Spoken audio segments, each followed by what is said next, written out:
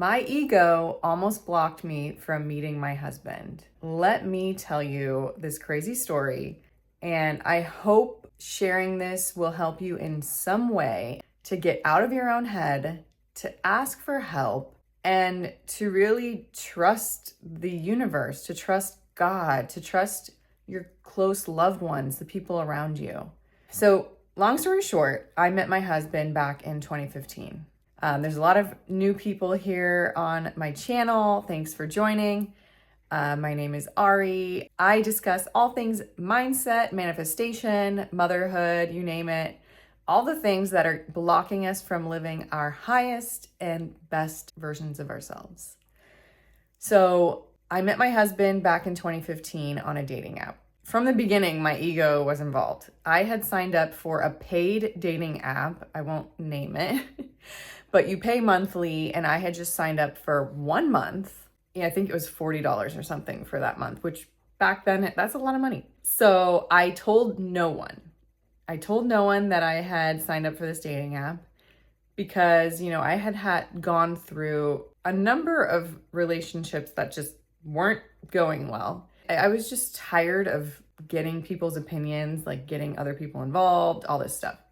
So I signed up, created my profile, and for 1 week, I was looking through the guys and people were reaching out, and it just wasn't great. It was actually extremely depressing. And I was scrolling through, and I had seen my husband on there. And I thought, he had this professional photo as his first photo. I kind of judged initially thinking, like, is he trying to be a model? Like, why does he have this professional photo on the beach? So random. Next, whatever. And I didn't really pay much attention to him. After that week, I was like, you know what? This is so depressing. I'm done. I don't care that I paid a whole month. I'm done. I'm canceling it. So that weekend, I went on a family trip with my brother, who is 18 months younger than me. And I had shared just with him that I had signed up for an online dating app. And I was venting to him saying, you know what, this is just not for me. Everyone is just not great. I don't know what to do. And I had told him I canceled it. And he, love him to death, he was like, you're an idiot. Why would you pay for 1 month and cancel it? Give me your login. We're going to reactivate it, and I'm going to pick the guy. And my ego was like, oh no. You're going to see my profile. My brother's going to see my profile. He's going to pick the guy. Like, this is all so awkward. I don't like getting help from people, especially my love life. I'm so independent. My ego was giving me all these reasons to not let him do that. But I thought, whatever. At this point, c'est la vie. So I let him log in, and we're scrolling through, and he goes to Seth, my husband, and he starts clicking through his profile. And I said, oh, I saw that guy already, whatever. And he clicks through his profile, and he's like, no, this is your type of guy. He had scrolled through more, seen his fishing pictures. He surfs, he's outdoorsy. And he lived like a couple minutes from where I was currently living. And so we messaged him, I agreed, and we messaged him together. And I had just said, hey, you live in the area. I'd love to connect sometime.